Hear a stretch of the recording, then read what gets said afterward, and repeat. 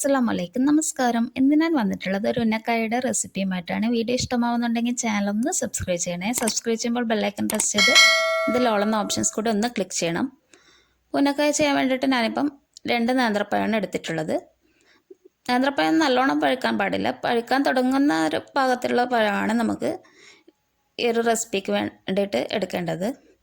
അപ്പോൾ ഇതിനെ നമുക്ക് 3-4 കഷ്ണങ്ങളാക്കിയിട്ട് മുറിച്ചെടുക്കും. ഒരുപാട് പഴുത്തതാകുമ്പോൾ നമുക്ക് അത്ര കറക്റ്റായിട്ട് കിട്ടില്ല. അത് പഴത്തിൻ്റെ പോലെ ഇരിക്കും നമുക്ക് ചെയ്യാനുള്ള ഒരു സമയവും കാര്യങ്ങളൊക്കെ.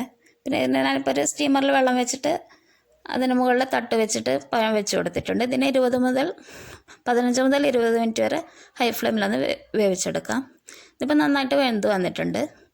പിന്നെ ഇതിനെ നമുക്ക് നന്നായിട്ടൊന്ന് ഉടച്ചു കൊടുക്കണം. വേണമെങ്കിൽ ഒരു ഫോർക്കോ അല്ലെങ്കിൽ എന്തെങ്കിലും സ്പൂണോ എന്തെങ്കിലും വെച്ചിട്ട് ഉടച്ചെടുത്താൽ മതി. വേണമെങ്കിൽ നമുക്ക് അമ്മിക്കല്ലിലൊക്കെ വെച്ചിട്ട് അങ്ങനെ ചെയ്തെടുക്കാം.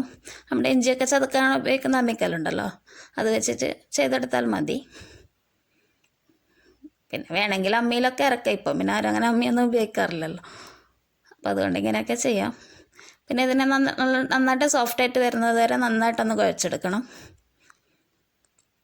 നല്ലോണം അത് സോഫ്റ്റായിട്ട് വരണം, എന്നാലേ നമുക്കത് ചെയ്തെടുക്കാൻ വളരെ എളുപ്പമായിരിക്കും.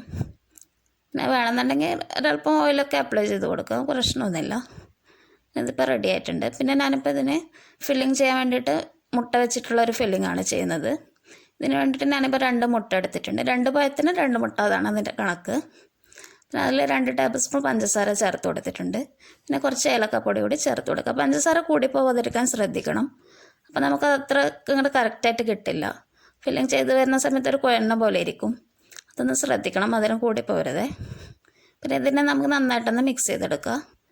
പഞ്ചസാരയൊക്കെ നന്നായിട്ട് മുട്ടയായിട്ട് യോജിച്ച് വരണം. പിന്നെ ഞാനിപ്പോൾ ഒരു പാത്രത്തിലേക്ക് കുറച്ച് നെയ്യ് ആഡ് ചെയ്ത് കൊടുത്തിട്ടുണ്ട്. പിന്നെ അതിലേക്ക് കുറച്ച് അണ്ടിപ്പരിപ്പും മുന്തിരിയും ചേർത്ത് കൊടുക്കുക. ഇതിനെ നമുക്കൊരു ലോ ഫ്ലെയിമിൽ വെച്ചിട്ട് ഒന്ന് കളർ ചേഞ്ച് ആയി വരുന്ന സമയത്ത് നമുക്കിതിൽ എഗ് ബാറ്റർ ചേർത്ത് കൊടുക്കാം. പിന്നെ വീഡിയോസൊക്കെ ഇഷ്ടമാകുന്നുണ്ടെങ്കിൽ എല്ലാവരും ലൈക്ക് ചെയ്യണം. അതുപോലെ തന്നെ ഫ്രണ്ട്സിനും ഫാമിലിക്കൊക്കെ ഒന്ന് ഷെയർ ചെയ്ത് കൊടുക്കണേ. പിന്നെ ഞാനിപ്പം ബാറ്റർ ചേർത്ത് കൊടുത്തിട്ടുണ്ട്. പിന്നെ ഇതിനെ നമുക്ക് ആദ്യം ഒന്ന് മീഡിയം ഫ്ലെയിമിൽ വെക്കാം. പിന്നെ കൈവിടാതെ ഒന്ന് ഇളക്കിക്കൊണ്ടിരിക്കണം, അതൊന്ന് ശ്രദ്ധിക്കണം. ഞാനിപ്പോൾ ഫോർക്ക് ഉപയോഗിച്ചിട്ടാണ് ഇളക്കുന്നത്. എന്തെങ്കിലും ഷാർപ്പായിട്ടുള്ള എന്തെങ്കിലും വെച്ചിട്ട് ചെയ്യുന്നതായിരിക്കും കുറച്ചുകൂടി നല്ലത്. പിന്നെ ഇതിപ്പോൾ ഏകദേശം അങ്ങനെ വെന്ത് വരുന്നതനുസരിച്ചിട്ട് ഫ്ലെയിം ഒന്ന് അഡ്ജസ്റ്റ് ചെയ്തിട്ട് കുറച്ച് കൊടുക്കണം, അതൊന്ന് ശ്രദ്ധിക്കണം. ഇപ്പോൾ ഏകദേശം പാകമായിട്ട് വരുന്നുണ്ട്. പിന്നെ നമുക്കിതിൽ തേങ്ങ വെച്ചിട്ടുള്ള ഫില്ലിങ്ങൊക്കെ ചെയ്യാവുന്നതാണ്. പിന്നെ തേങ്ങയും മുട്ടയും ചേർത്തിട്ടൊക്കെ ചെയ്യാറുണ്ട്. അങ്ങനെ ചെയ്യുന്ന സമയത്ത് തേങ്ങ ചേർത്തിട്ട് അത് പാകമായിട്ട് വരുന്ന സമയത്താണ് മുട്ട ചേർത്ത് കൊടുക്കേണ്ടത്, അതൊന്ന് ശ്രദ്ധിക്കണം. പിന്നെ പഴത്തിൻ്റെ ഞാനിപ്പോൾ മീഡിയം സൈസിലുള്ള ബോൾസാക്കി എടുക്കുന്നുണ്ട്. എനിക്കിപ്പോൾ ഈ 2 പഴത്തിൽ നിന്ന് ഏകദേശം 7 ബോൾസാണ് ഞാനിപ്പോൾ ചെയ്തെടുക്കുന്നത്. പിന്നെ വലിപ്പമൊക്കെ നമുക്ക് നമ്മുടെ ഒരു ഇഷ്ടത്തിനനുസരിച്ചിട്ട് ചെയ്യാം. അതിനനുസരിച്ചിട്ട് എണ്ണത്തിൽ വ്യത്യാസം ഉണ്ടാവും. പിന്നെ കയ്യിലൊരല്പം ഓയിൽ തടവിയ ശേഷം നമുക്ക് ഇയർ ബോൾസിനെ ഒന്ന് പരത്തി കൊടുക്കുക. അതിന് ശേഷം ഫില്ലിങ് വെച്ചിട്ട് അതിൻ്റെ 2 ഭാഗം ഒന്ന് ചേർത്തിട്ട് ഒന്ന് ഒട്ടിച്ച് കൊടുക്കണം. അതിന് ശേഷം പതുക്കെ ഒന്ന് റോൾ ചെയ്ത് കൊടുക്കാം. ഇതിൻ്റെ അറ്റത്ത് വരുന്ന ഭാഗം ഒന്ന് ഉൾവശത്തേക്കാക്കിയിട്ട് അങ്ങനെ ഒന്ന് മടക്കിയിട്ട് അങ്ങനെയാണ് ഒന്ന് ഷേപ്പ് ചെയ്ത് കൊടുക്കേണ്ടത്. പിന്നെ ഇതിലങ്ങനെ ക്രാക്സൊക്കെ ഉണ്ടെങ്കിൽ അത്യാവശ്യം ഒന്ന് ഓയിൽ തടവി കൊടുക്കണേ, അതൊന്ന് ശ്രദ്ധിക്കണം. പിന്നെ അത് വിള്ളലൊക്കെ ഉണ്ടാകുന്ന സമയത്ത് നമുക്ക് നെയ്യിൽ ചേർക്കുമ്പോൾ അത് പൊട്ടാനുള്ള ചാൻസ് ഉണ്ട്. അതുകൊണ്ട് പുറം ഭാഗത്ത് അത്യാവശ്യത്തിന് തന്നെ ഓയിൽ അപ്ലൈ ചെയ്ത് കൊടുക്കണം. ഓയിൽ വെളിച്ചെണ്ണ ഏത് വേണമെങ്കിലും ഉപയോഗിക്കാം. പിന്നെ അടുത്തതും കൂടെ അങ്ങനെ ചെയ്തെടുക്കുന്നുണ്ട്. പിന്നെ എനിക്ക് ഉന്നക്കായി ഉരുട്ടുന്നത് അത്രയ്ക്ക് അങ്ങോട്ട് പെർഫെക്ഷൻ കിട്ടില്ല. ഞാൻ അധികം അത് അങ്ങനെ ചെയ്യാറില്ല, ഫില്ലിങ്ങൊക്കെ ഞാൻ ചെയ്യാറുള്ളൂ. അതുകൊണ്ട് അത്ര വലിയ പെർഫെക്ഷനൊന്നും ഇല്ല ചെയ്തെടുത്തിട്ട്. ഇതിന് ഇത്തിരി ഒരു എക്സ്പീരിയൻസ് ഒക്കെ വേണം.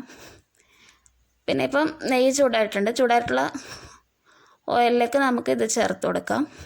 ഇതിനെ നമുക്ക് മീഡിയം ടു ഹൈ ഫ്ലെയിമിൽ വെച്ചിട്ട് നന്നായിട്ട് തന്നെ ഒന്ന് ഫ്രൈ ചെയ്തെടുക്കാം. പിന്നെ ഹൈ ഫ്ലെയിമിൽ ചെയ്യുന്ന സമയത്ത് നമുക്കത് കരിഞ്ഞു പോകാതിരിക്കാൻ ശ്രദ്ധിക്കണം. അങ്ങനെ തോന്നുന്നുണ്ടെങ്കിൽ ഒന്ന് ഫ്ലെയിം കുറച്ച് കൊടുക്കണം. ഇതിപ്പോൾ ഓൾറെഡി പഴമൊക്കെ വെന്തതാണല്ലോ, അതുകൊണ്ട് നമുക്കൊരു മീഡിയം ഫ്ലെയിമിലൊക്കെ ഇട്ടിട്ട് പെട്ടെന്ന് തന്നെ അങ്ങ് ഫ്രൈ ചെയ്തെടുത്താൽ മതി. പിന്നെ ഇതിനെ ഞാനിപ്പോൾ ഒരു ഗോൾഡൻ ബ്രൗൺ കളറാകുന്ന വരെ ഒന്ന് ഫ്രൈ ചെയ്തെടുക്കുന്നുണ്ട്. അതൊക്കെ ഓരോരുത്തരുടെ ഇഷ്ടത്തിനനുസരിച്ചിട്ട് അങ്ങനെ ഫ്രൈ ചെയ്തെടുക്കാം.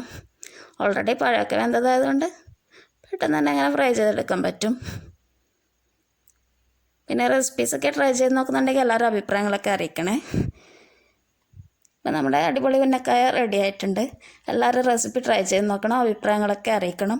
ഇനി നല്ല റെസിപ്പിയുമായിട്ട് കാണാം. താങ്ക്